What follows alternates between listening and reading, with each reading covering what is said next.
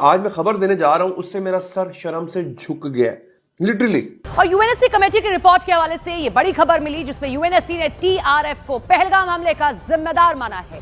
UNSC ने यह कहा कि लश्कर की मदद के बिना पहलगाम हमला संभव नहीं है। पहलगाम हमले पर यूएनएससी कमेटी की रिपोर्ट सामने आई है। For the first time, the United Nations report mentions the resistance front, TRF. The Pahalgam attack could not have happened without Lashkar-e-Taiba support, and there was a relationship between LET and TRF. दूसरी है उसको दुनिया में globally भी हमें जो कुछ हुआ यूएन सिक्योरिटी काउंसिल के रेजोल्यूशन, मुझे लग रहा है कि मुझे पाकिस्तानी होने के नाते मेरा सर शर्म से झुक गया है। पहलगाम का वाकया हुआ, Indian media reach to the conclusion Pakistan ने करवाया। इन चारों ने बैठ के ये पूरा प्लान कंसीव किया और ये चार लोग जो थे ये इसके बारे में जानते थे और इवन हमारी फौज के जो दूसरे कोर कमांडर्स थे। इंडियंस क्या कहते हैं कि हमने बहुत पीस नेगोशिएशंस करके देख लिए, बड़े ओवरचर्स करके देख लिए, बहुत ही सीक्रेटिवली ये पूरा प्लान तैयार किया गया और उसके बाद फिर इसको इम्प्लीमेंट किया गया। अब जब वो कहते हैं कि हम जब इस वक्त आएंगे मैदान में तो तुम्हें एवरलास्टिंग डैमेज देंगे, उसका मतलब है कि ये जो डैमेज होगा आपका। हमने सर अक्टूबर 1947 में ये काम शुरू कर दिया था। लेट्स बी ऑनेस्ट, वही बात है, ऑनेस्टी जब तक नहीं होगी।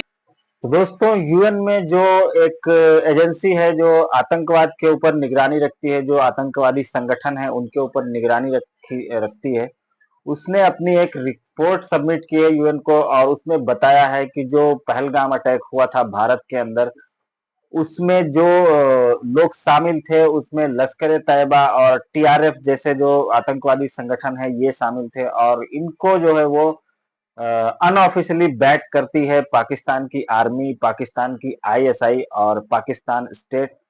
ये एक ऐसी खबर थी जिससे पूरी दुनिया में पाकिस्तान नंगा हो गया। सर बात यही है ना, सीक्वेंस को देखिए प्लीज, कि पहले किसने ये काम शुरू किया नॉन स्टेट एक्टर्स को यूज करने का।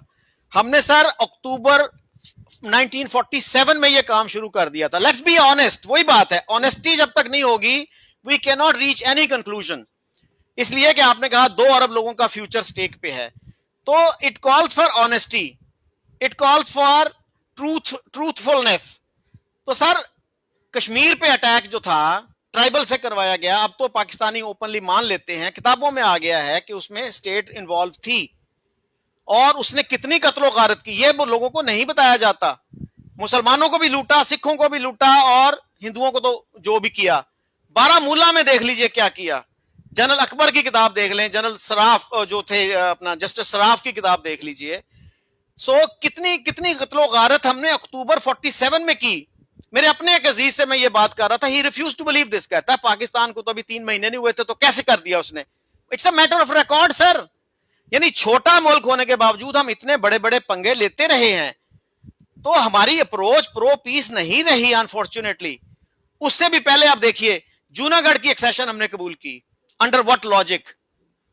हम अपने लोगों को भी सच नहीं बताते ताकि वो उसी पंबल पूसे में रहें, इमोशनल तरीके से सोचें और कोई गवर्नमेंट भी पीस की बात करे तो उसको खतरा ही रहे कि यार ये लोग उठ खड़े होंगे। तो सर बलोचिस्तान की भी बात है, देखिए खुद मैंने जमाली साहब से ये सुना कि मैं जब मैं प्राइम मिनिस्टर था तो मैं गया जनरल मुशर्रफ के पास, प्रेसिडेंट मुशर्रफ के पास, और मैंने कहा सर आप अगर 1 मिनट की 1.5 मिनट की कॉल कर दें भुगती को तो he will be in Islamabad tomorrow. तो उस पे मुशर्रफ साहब ने कहा उसको कहो वो मुझे फोन करे। उसने कहा सर मैं उसको 40 साल से जानता हूं, वो नहीं करेगा, लेकिन अगर आप इनिशिएटिव लेंगे he will respond to you in a positive manner, I assure you we will sort it out. Musharraf refuse to make 1 phone call. Sir आज हम पूरी दुनिया को बता रहे हैं जी हमारे खिलाफ साजिश हो रही है जी, उसमें जी ये भी मुलव्वस है, ये भी मुलव्वस है। ये सर ये आग हमने खुद लगाई, शुरू किसने किया ये प्रोसेस? छोटा मुल्क होने के बावजूद आप 6 गुना छोटे हैं उनसे आबादी में, रिसोर्सेज में, लेकिन आप जो है प्रो पीस नहीं रहे। अब देखिए ना, पहला टेररिस्ट इंसिडेंट पहला कौन सा हुआ, दूसरा कौन सा हुआ।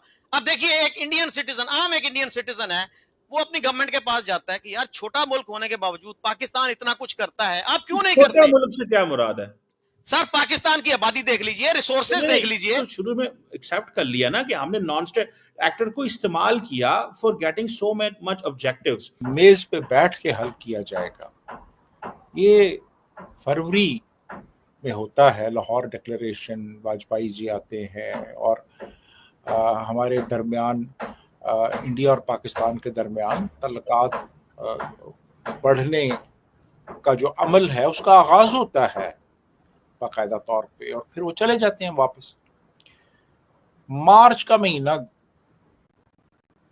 ये प्रेपरेशंस करते हैं। अप्रैल 99 में हमारी तरफ से इन्फिल्ट्रेशंस शुरू हो जाती हैं और प्राइमरीली इसमें हमारी जो नॉर्दर्न लाइट इन्फेंट्री है वो हिस्सा ले रही है। रेगुलर ट्रुप्स, अब तो वो रेगुलर एक रेजिमेंट बन गई है ना पाकिस्तान आर्मी की।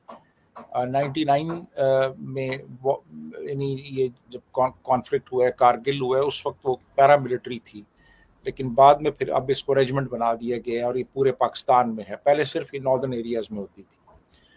तो NLI ने इसमें हिस्सा लिया। अप्रैल में इन्होंने इन्फिल्ट्रेशंस शुरू कर दी थी और अप्रैल के एंड तक ये इन्फिल्ट्रेशंस मुकम्मल कर चुके थे। और होता एक्चुअली ये है कि जो एक अनरिटन कह लें, एक दोनों मुल्कों की फौजों के दरमियान एक अंडरस्टैंडिंग थी, वो ये थी कि चूँकि सर्दियों में काफ़ी ज़्यादा वहाँ पे हाई अल्टीट्यूड पे लिविंग कंडीशंस हैं वो ख़राब हो जाती हैं, तो सर्दियों में फिर ये वापस नीचे आ जाते थे, रिजेस से नीचे आ जाते थे।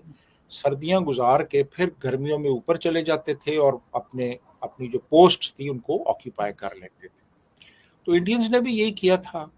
वो एतबार के ऊपर बहुत सी चीज़ें चलती हैं ना, बहुत से दुनिया के ममालिक में अंडरस्टैंडिंग होती है कि ये हमारा बॉर्डर है, ये तुम्हारा बॉर्डर है, यानी हमारी बॉर्डर यहाँ तक है, उसके आगे तुम्हारा है, ये अंडरस्टैंडिंग होती है।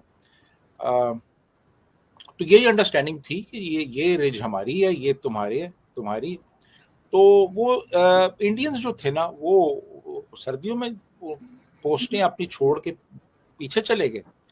तो इन्होंने अप्रैल में अपने ट्रुप्स भिजवाए और फिर इन्होंने कब्जे कर लिए हुए थे।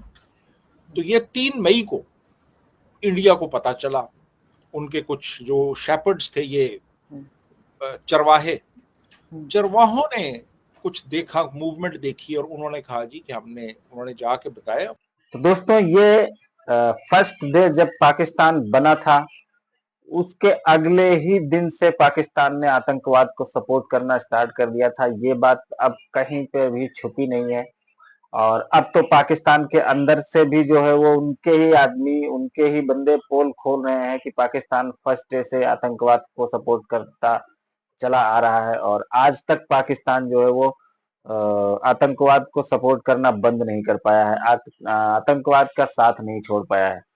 तो और ये चाहे लश्कर तैयबा हो, हिजबुल मुजाहिदीन हो या फिर कोई भी टेररिस्ट ऑर्गेनाइजेशन हो, उन सब को कहीं ना कहीं पाकिस्तान आर्मी ही बैक करती है, पाकिस्तान की ISI ही बैक करती है। तो इसके लिए पाकिस्तान की हालत भी इतनी खराब है, पूरी दुनिया में हमेशा बेइज्जत भी होता है, चाहे इनका प्राइम मिनिस्टर ही क्यों ना हो। एयरपोर्ट पर ये लोग पकड़े जाते हैं, नंगे किए जाते हैं, लेकिन फिर भी पाकिस्तानियों को समझ में नहीं आ रहा है। ये आतंकवाद को सपोर्ट करना बंद नहीं कर पा रहे हैं और ये बंद भी नहीं कर पाएंगे क्योंकि इनकी फितरत में है आतंकवाद और वो इतना जल्दी इनके निकालने से नहीं निकलेगा।